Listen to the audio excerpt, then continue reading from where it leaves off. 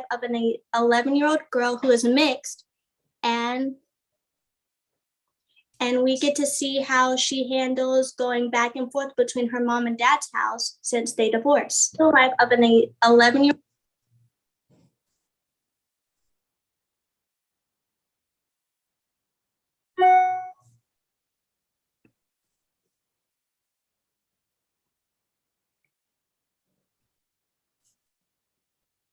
Okay, so I think we can get right into the book.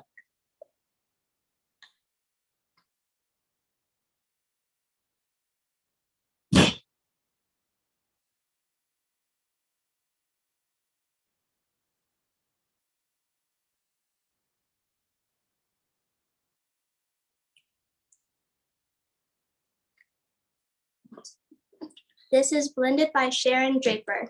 Chapter 1. Blunk, blink, ripple, rumple, tinkle, twinkle, bumble. I know that it's not usual words, but it's a real sound. It can create any musical combination of sounds on my piano. That's my superpower. I sit hands pierced with thirsty fingers as I get ready to play. I work hard at it, always trying to find the right methods and harmonies. The upstairs and downstairs scales and rise and fall. The three, four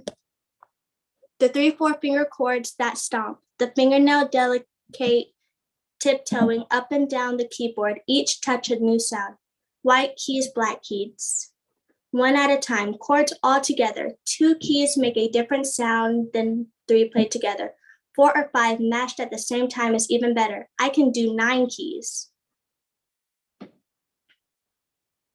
Even 10 to make chords, but to be honest, this sounds weird. Each combination of the piano is different. Bass, tremble, major tones. Minor wails, brass like a celebration. Tremble like tears.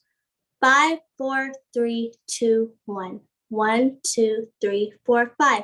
Up, up, up, down, down, down.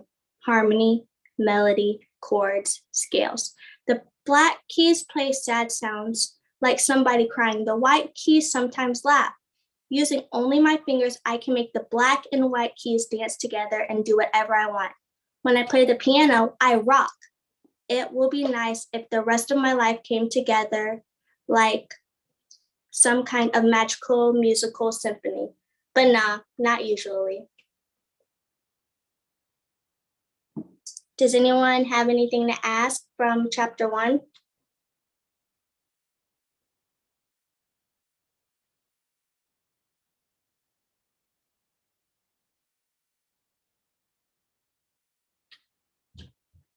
No? Okay. So I do have a question from yes. One of our girls on YouTube. They want to know what's the age of the young girl? The age of the young girl, she's actually 11. 11, okay.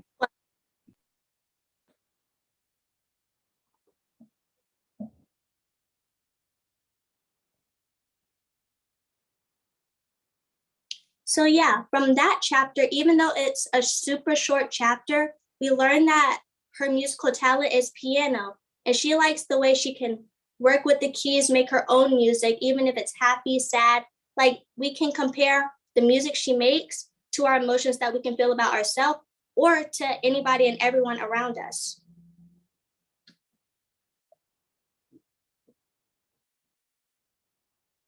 So I think that's pretty cool to think about. Do you guys think about that sometimes? Like, if I could control the way I work with everything, like if I have a piano and I get to work it how I want to, can I do that with my life? I know I do. If I could work out everything how I wanted it to, life will be perfect. Just saying.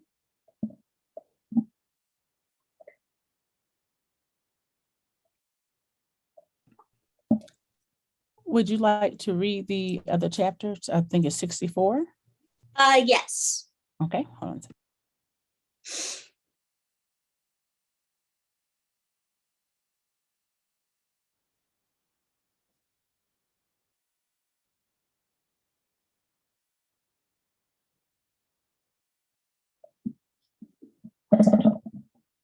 Ooh, Pianapalooza is tomorrow. I've been practicing all week, so I'm not going to stress myself out about it. I know I stress myself out a lot. What am I more worried about? The giant zit on my forehead? I've never had a zit before. It's huge, like maybe 10 inches across. Maybe that's not big. Maybe 5 inches, maybe one. I stare into the mirror. It's actually just a speck, but it feels huge. It glares at me. What am I going to do? I yell for Anisha, who comes running into my bathroom. I might as well have a neon sign on my forehead. She does not laugh at me. She gives her points like that. I know it's a tiny bump feels like a mountain in you, she starts off.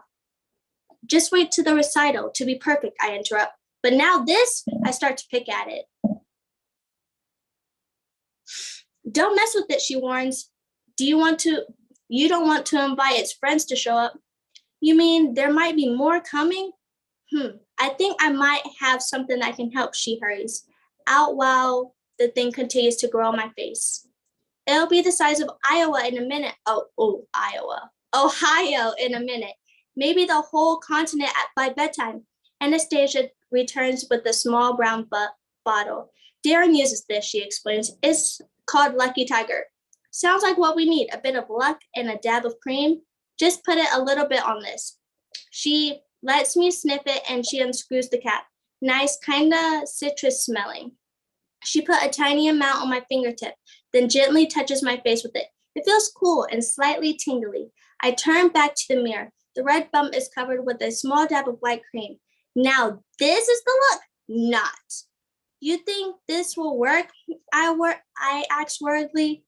It always worked for me, she replies. You used to get zits? I asked her. I still do, she tells me.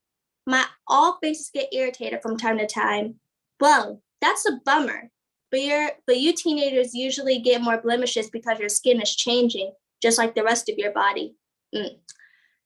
Did she just call me a teenager? Well, slay me. But I just say, thank you for letting me use it. Anytime, she says. She opens the compact with a little mirror and pats a little bit of makeup on her face. Yep, not the kid stuff I used to pretend with, but seriously expensive adult women makeup. Cool. Then she gives me a hug, like a real hug, like a mom would give her daughter a hug. It's okay. And okay, fine. It feels pretty good. So far in this book, I really recommend all of you read it. It's amazing. And it's like a whole roller coaster of emotions. This is Anastasia, who is her father's girlfriend because her parents got a divorce. And with her giving her all these tips, she's feeling very loved by her. Like, even though they had a good relationship, it's still not her mom. So just being able to express her emotions and all of the different things going on in a teenager's body. I'm only 16. I'm still trying to figure it out as I go. And I know y'all, wherever you are also still trying to figure out. This is the one thing I try to remind myself, though, is that life is going to throw struggles at you. Life has thrown struggles with me. But we always have to remember that if you have a goal, you always got to make it to that goal, right? So if you make it to the goal, then you create another goal and you just keep going and going and going. And don't ever give up. Like, if you don't remember anything I'm saying for the rest of the time I'm here, don't give up. Giving up is like the worst thing you can do. Don't do that. I can't give up. If I can't give up, you can't give up. That's a deal. All right? So what else am I supposed to talk about? Oh, yes, self-identity. I'm going to be honest. I'm 16, like I've said several times. So I'm still trying to figure it out. But the things I have figured out is that I'm loving, I'm caring, I'm confident. I have a lot of traits to me that I really love about myself. So when I'm talking to new people, which I love to do, I try to express that with them. Like, make sure they know they are loved, they are caring, they are confident. Because if you don't have that for yourself, you won't be able to express that with anybody else around you. You know? Does anybody have any questions, comments? I'm an open book.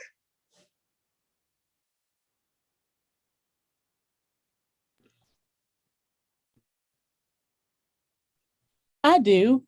What Yes. do you suggest for any of the young girls that are having some issues with identity and being confident? Oh, wow. That's a good question. Okay. Okay. So if you are having trouble like trying to figure out who you are, how to be confident, like how to live in your own skin, it's hard. It is because life is always going to throw challenges at you. There's always going to be people in your ear. Don't listen to them. They're irrelevant. Don't listen to them. Like you have to think about like, who am I? And if you're still trying to figure it out, you got to think of all the good things. Are there bad things that come with that? Yes. Do you have bad thoughts? Yes, that's part of life. But you always have to remember, what are the good things? What are some good things people have said about me? What are some good things I've said about myself? And keep those rolling in your head. I know some days I'm like, man, I don't want to be here. I don't want to do this, especially at school. I don't want to do this. I don't want to be here. But then I'm like, internally, I'm like, but you're here and you got it and you can do it. And I just keep moving forward from that. Like, always going to be bad thoughts, always going to be bad people talking in your ear. But you got to keep the positive things here and here. The heart and the mind are the two most important things in my brain, actually, because the heart controls what you feel and your mind controls how you feel and what you think. The mind is a very powerful place. Don't forget that. Like the brain literally named itself. What? Anything else? Thank you for answering that question. Oh, you're welcome. What was the third chapter? Let me look on my phone. I have it saved. I have 64. We did the first one in 64. Maybe we can do one more. Ooh, this is an intense chapter. It'll really make you want to read the book.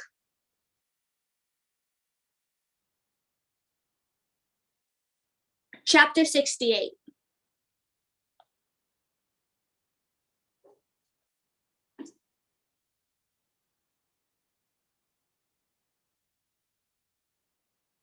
And do they all have Dad's Week? It has Mom and Dad's Week because we see the book where she goes from Mom's week to Dad's week. So it goes back and forth. So does she live with both parents? Yes, 1 week she's with her dad and then the next week she's with her mom. So she's basically jumping back and forth between two lifestyles as an 11-year-old. That's a lot.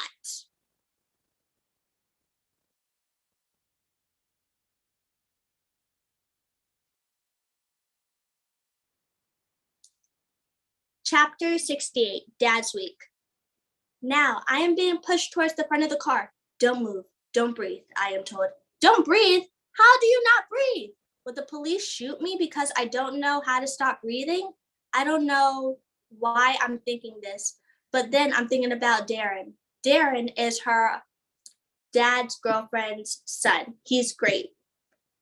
Where is Darren? I look around for him and I see instead of a female officer approaching me with her gun out, it's aimed at me. A gun aimed at my head. And now I can't breathe. And there's Darren. He's on the ground. On the sidewalk? At least there are at least 3 policemen on top of him. Burgundy blazer is barely visible. His burgundy blazer is barely visible. Oh my gosh, tongue twister. The policemen who are not holding him down have their guns drawn, aimed at Darren. They are all blowing different things. Stop resisting. Don't move. Darren couldn't possibly move even one finger. They have him pinned down. I think he's handcuffed. Handcuffed? He's answering. His voice is muffled. I did not do anything, sir. Where were you 10 minutes ago? I was at Grader's buying ice cream, comes a muffled reply. When did you go into the bank? Bank? What bank? You are seen running from Key Bank and leaving in a red car. Please let me stand up, Darren says. I can hear the tears in his voice. Please, sir. Where's the money? What? I feel like my ears are hearing another language or something, and the lady is still pointing her gun at me. I don't know. I want to say he just bought me ice cream, but they told me not to breathe and means no talking. Why are they pointing the gun? And I want her to put it down. And Darren is standing again and he's bleeding. Darren is bleeding and his arms are pulled behind his back because he is actually in handcuffs. He's crying. I finally hear something I understand. I have the receipt for the ice cream, Darren says slowly. Look in my jacket pocket. If Darren is allowed to talk, then maybe I'm allowed to breathe. So I do. The officer approaches him like he's a serial killer or something and slowly reaches into the pocket of Darren's sports coat, which is now ripped from one shoulder. Burgundy is the color of blood pops into my head. The policeman pulls out a wrinkled slip of paper. He shakes it in Darren's face. This does not prove you didn't rob the bank, the officer yells. Rob a bank, Darren says, gapping. I never even went into the bank. Your car was seen leaving the scene. It was the only parking space available near the ice cream store, Darren replies. He's suddenly starting to sound angry, even though I know he's trying to stay calm. The woman with the gun still has it aimed at me. Darren notices. That's my little sister. I was taking her to her piano recital. She's 11. Are you nuts? No one answers, but the officer lowers her gun. She does not, however, put it in her holster. I saw a man running, I whisper, my voice so shaky I didn't recognize it as my own. What man? The lady officer demands. She raised her gun with a little tick. He had on a dark-colored shirt and he ran. Into a restaurant. Behind a restaurant, I tell them. I can only move my head. I'm too scared to lift my arm to point. I saw him too, Darren explains. He bumped into me and made me drop my ice cream.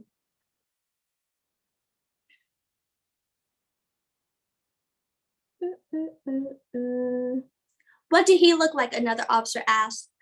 Reddish blonde hair, skinny, pimply face, brown t-shirt. The policeman takes notes.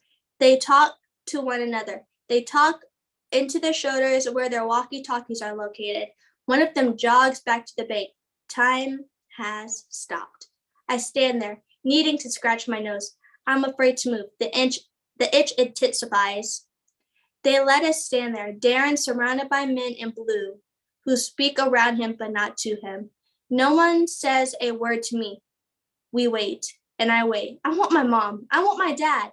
The guns are still in the policeman's hands. Real guns, black and shiny and terrifyingly close. The officer who headed to the bank now jogs back. The bank employees say the robber was a thin white man. Another witness said he thought the man got into the red car. Well, I'm obviously not a skinny white man, Darren says slowly. Reasonably. I'm as brown as the ice cream he made me drop. You could see it on the ground over there. He nods in the direction he came from. And we simply parked in front of the bank because there were no other spaces, he explains again. My license and registration are in the glove compartment. Another officer stunts over. The bank confirms the robber did not look like the suspect, he says. Why did they do all this? Why? I'm screaming in my head. And finally, what seems like 50 hours, they remove Darren's handcuffs. He rubs his wrist. They really hurt. They must really hurt. They tell him not to move. He's still rubbing. As the situation seems to be calming down, people in the crowd are losing interest and walk away. Will they let us go now? Then I thought about the flashes went through my head. The concert! Oh no, the concert! I'm going to be late. My mom and dad are going to be worried and I'm not there yet. I gotta call them. So I reach into my pocket to grab my phone. The lady officer yells, gun, gun! Every point of light I've ever known explodes at that moment. Honey, gold sun, turquoise sky, flaming red pain. I collapsed to the ground. The last thing I remember hearing are Darren's hoarse screams and a male voice shouting, shots fired, send emergency medical crews, ASAP.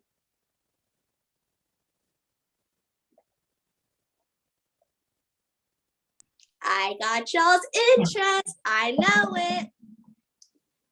I'm going to have to read the book now. See? We didn't witness anything. We just read that an 11-year-old just got shot with the gun. Well, that's how you get shot.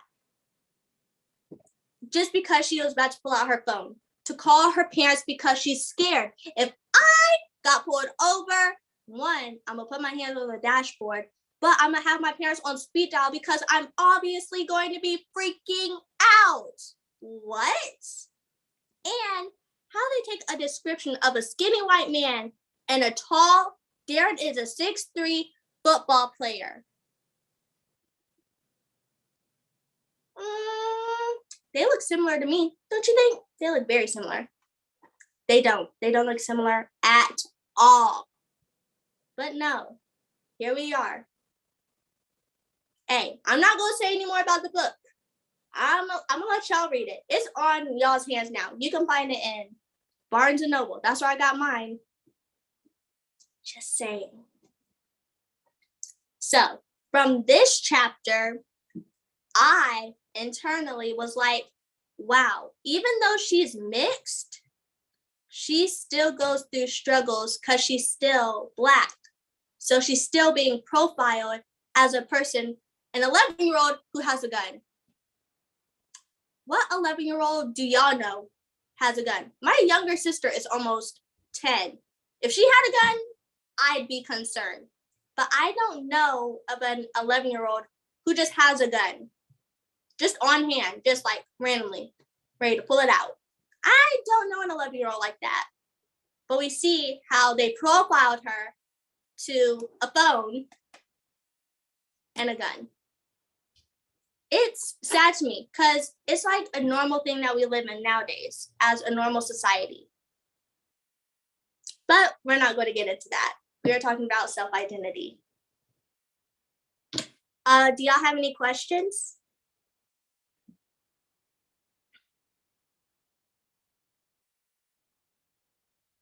I don't think we have any other questions. Okay, fine with me.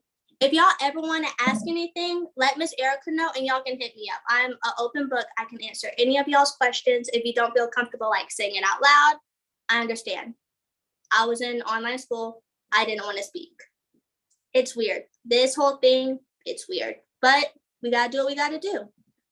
So I'm going to leave y'all with a few quotes that I live by and I hope y'all will live by and just grow to be a better you. Like, don't grow to be like Zendaya, though I love her.